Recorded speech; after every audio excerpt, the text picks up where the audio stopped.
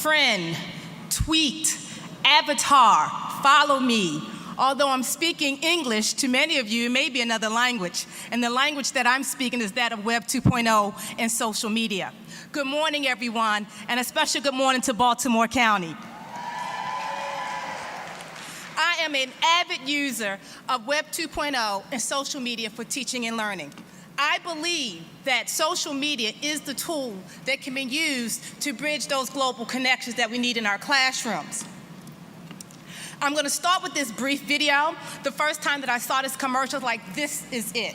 This is the disservice, unfortunately, that many of us are doing to our students, not necessarily because of fault of our own, but of the many barriers that we have to face.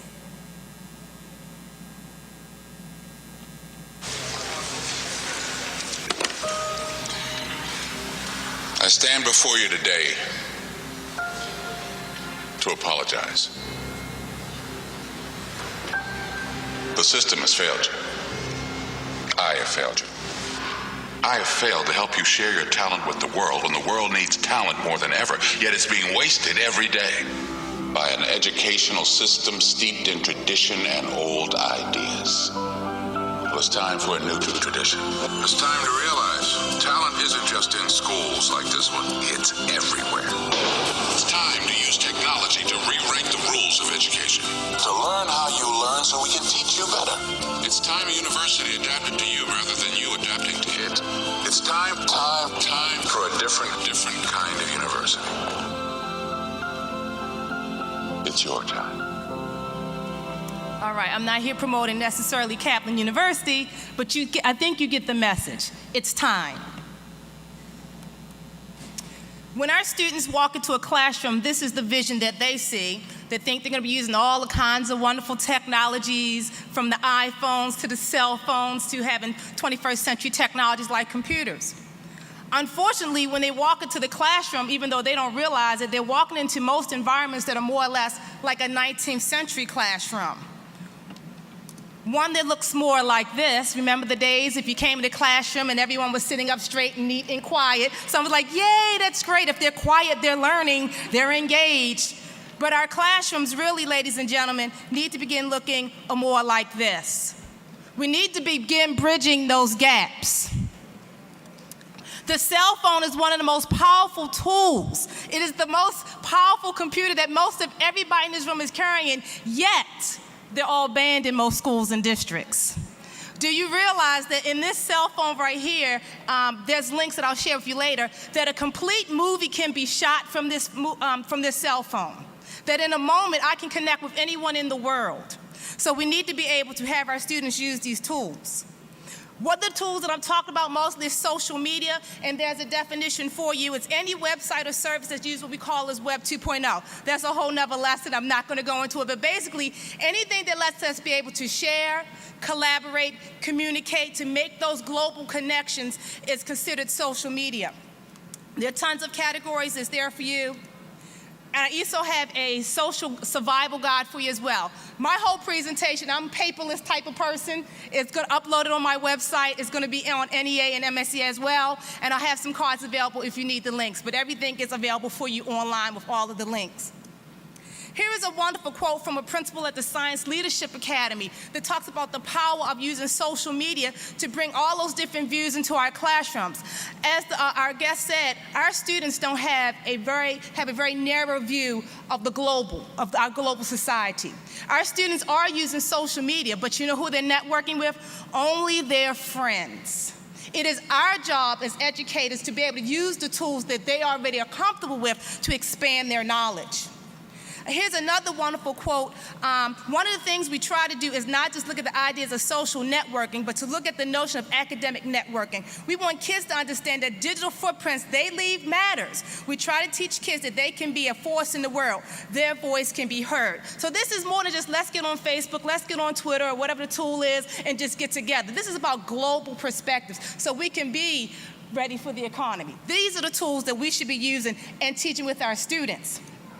What are the benefits of these tools? Creativity, collaboration, authentic learning. So many of our students are in classrooms and they're not engaged because what we're giving them is boring. Let's be honest. And it is our responsibilities, ladies and gentlemen, to take them where they need to be.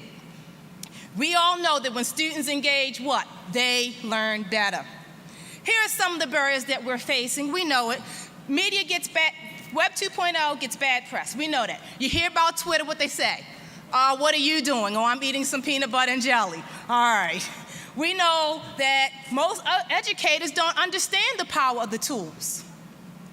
We also know that it's not in the curriculum. Who has time to do that when I got to make sure I pass to get my AYPs and all the standardized tests? We know this. Most educators don't understand the value. And yes, there are lots of concerns about privacy and behavior. But I think the biggest problem is we fear. We fear what we don't know. We fear what we don't understand. However, we can do more. And there's just another quote. I'm not going to read everything. But it's really interesting. These tools engage our students. I just did a unit with 9th graders on digital citizenship, and I was talking about the things you should and shouldn't do on Facebook and Twitter. And a 9th grader said to me, "Why am I just learning this? I should have learned this in 5th grade." We are mistaken thinking that our kids know, and they're starting younger and younger and younger. Most parents don't even realize that when they're buying them PSPs and Wii stations that they can access the internet. You think they're just in there playing a game. But it's our jobs as educators to teach our children as well as our parents. We have to realize that there are more tools than what we're using. If the only tool you have is a hammer, then you tend to see every problem as a nail. As educators, we get really comfortable with one thing and we stick with it because we know it. But we can't use the same tool for everything. It's time for us to step up. I'm going to read this quote because I think it's very powerful. We must educate the students we have, not the students we used to have, nor the students we wish we had. We must adapt to today's student, not them adapting to us. We must adapt to their world of 21st century technology. We cannot teach like we've taught forevermore. We must change ourselves to adapt to their world. They are hyper communicators and they must power down just to come to school. We can do this no more. How can we use these tools for global connections? Well, there's a wonderful site. You want to check it out. The link is there for you. It's not just for teaching the students, ladies and gentlemen, but these tools are also important for us to begin to build our personal learning networks. So often we're stuck in our schools. Sometimes there's so many things we want to learn. We as educators must use these tools as well so that we can learn. Yes, Facebook, Twitter, all those things are blocked in my district, but that does not stop me from doing what I have to do because everything that I do is for the betterment of the children because the bottom line is student achievement. So that's what we have to remember. So I'm using things like Twitter and Facebook to expand my knowledge so I can bring it back to my students. This is an example of a global educational collaborative project. It is a Ning. Anybody here belong to any Nings? Oh, wow, we're going to do better. Thank you for those who belong to Nings. A Ning basically is a social network that you can create yourself. So here's one on global education collaboratives. So you as an educator can go join this site of other educators who are looking for global projects to work on. It's a social network. How many people knew about that? They're not telling us that back in the counties, are they? But that's another story. Okay, here's another wonderful social network called Classroom 2.0. Educators from around the globe come here and they share and they reach out. I'm working on French. Can you find me a class who wants to do a French project? I'm working on such and such a lesson. What can you do to help and support me? There are free webinars, trainings. Everything's free for you to join. We know that time is of an essence. We can't take one more thing on our plate. But it's really nice to know that these tools are available that you can use at home with your feet propped up in your fuzzy little slippers and a nice adult beverage, and you can still be learning and do what's best for those kids. So look at Classroom 2.0. All right? And when we talk about fear, as this quote says, we cannot dispute the risk that children using social media are real and is taken seriously. We know that there's things that are out there, but it's our job to teach them what's right and what's wrong. So keep that in mind. Social networking also allows those teachers to feel isolated to come connected. There's another quote, we're running a little bit out of time, that teachers are finding out about a whole nother world of possibilities if even you using those social media. So what I'm going to leave you with, there are a bunch of naysayers out there about what you can and you can't do with social media. If you want to start following someone, you might want to start following me, because I'm a great person to follow. I have tons of resources, and 140 characters or less, I can give you a resource you can use in your classroom tomorrow. All right? Here's EdChat, which is another resource that you can use where teachers pick a topic that they want to talk about, and teachers come from around the world in an online environment and learn about that topic. Here's an example of a global projects project that started with a website. Then there's a Facebook page. Many people don't realize there's many global projects on Facebook, which you can then go to YouTube and watch all the videos that are being produced about it, and then you can even tweet about it. If YouTube is blocked in your district, I promise you there's a tool here called Zamzar. It will unblock it for you, and you can use those videos in your classroom. There are tons of educational resources on YouTube. All right? So here's your homework before I leave. Got to give you some homework. If you're a beginner, my job is for you to go onto YouTube and watch this wonderful video about the principal who banned social media.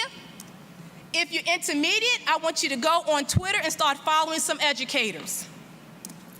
If you're an advanced person, I want you to go onto Facebook this evening, and I want you to join a group that has a global connection. And if you are an overachiever, like I know you all are, I want you to attend an educational conference in Second Life. And the last thing I'm going to leave you with this morning, we should not expect out-of-the-box thinking when we only employ in-the-box teaching. Get on the social media bandwagon. Thank you very much.